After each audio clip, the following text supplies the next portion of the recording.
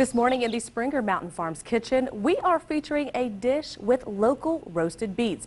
Here to tell us how to make it and what goes into this delectable treat is Chef Ben Park with the Flying Squirrel. Good morning. Morning, how's it going? It's going great. I'm so excited about this because beets are not something that I would normally try to cook or even pair with a salad and the other great items you have here.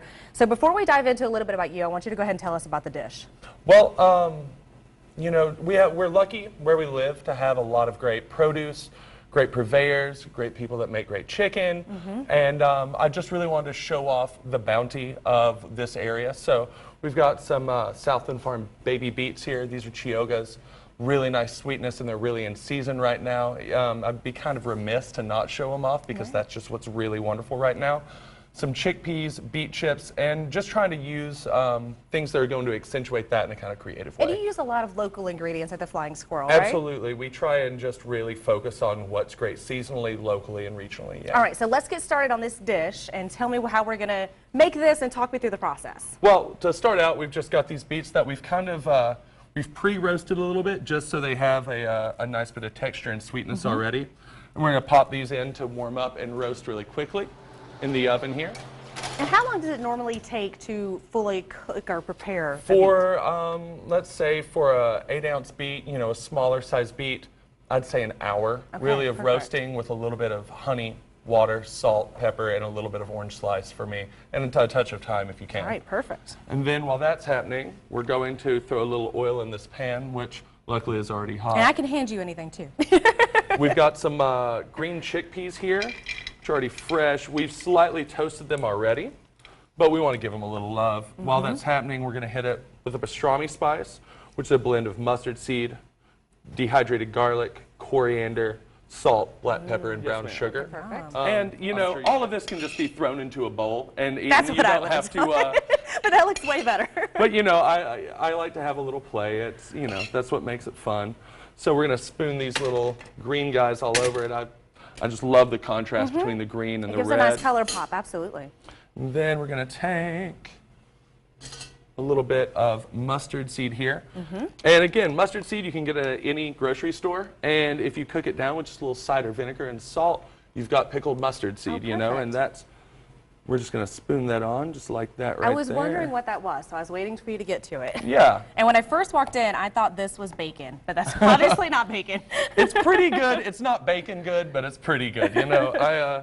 And then we're going to take a little bit more of our pastrami spice here and just throw it all over it for some big flavor. And then finally, we'll take out our tweezers here. Which you have fancy tweezers. I do have fancy tweezers. Not everything has to be tweezered, but you know, for someone that's fidgety, you know, I'm definitely a pen clicker. Having tweezers looks a little more professional, you know. Right.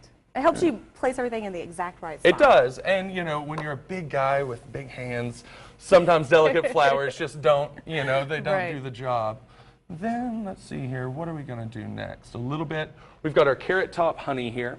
So one thing we really try and do, and that's, I appreciate the support of people like Springer and the mission of just really good chefs in the South, of using the whole animal and the whole plant. You know, a farmer grows everything, a hand picks all this stuff. So for me, it's really important to try and use every bit of that, you know, of that vegetable or animal. And here we take all of our carrot tops and we cook them down with Walden Ridge honey, which is a local honey company. And we get this nice, bright, green vegetable honey. Yeah, we were talking about that, you know, during the break about using the entire vegetable. Well, yeah, I mean, just, you know, using everything. It all takes work. And I think it's important to remember that, you know, it's not magic that gets the food here, you know. So yeah, we're taking these little nasturtiums just to make it a little brighter. We're going to throw them in here. As I'm plating this fresh dish here, we're also known for our fried chicken. It's we're lucky, one of our sous chefs, Bert, I've had a lot of fried chicken. I seek out fried chicken, you know, from when I lived in Chicago to I was born in Nashville, so you know I grew up eating Prince's hot chicken. Right. But I stand by our fried chicken in extremis. So we're going to do Springer Mountain fried chicken, and then we're going to take Tennessee paddlefish caviar and just throw it all over it and serve it with bubbles, because why not caviar, Springer Mountain fried chicken, and bubbles? When you told me that you were doing fried chicken and champagne, I was like, sold. Two of my favorite items in the world. You know, it's you can eat if you eat your vegetables, you're also allowed to eat your fried chicken in my book, you know. And so to finish this dish up, what we're going to do, I've got a little yuzu juice here. You can use lemon juice, lime juice. This is a Japanese citrus that's really, really fun. And what I like to do is keep one of these little atomizer bottles around. You can get them, I think, in the makeup section at Whole Foods and things. You can. But what's nice is when you want something bright going out of the kitchen, you can just give it a little... so it's like a perfume for food? Absolutely. Kind of? It'll just give it a little mist of flavor, you know, and a little brightness. So perfect. That really kind of finishes it up. I think we've got a fully formed beet salad here. Well, that looks great. I can't wait to dive in. Ben, thanks so much for joining us. Hey, thanks for having me. Really, thanks for having me.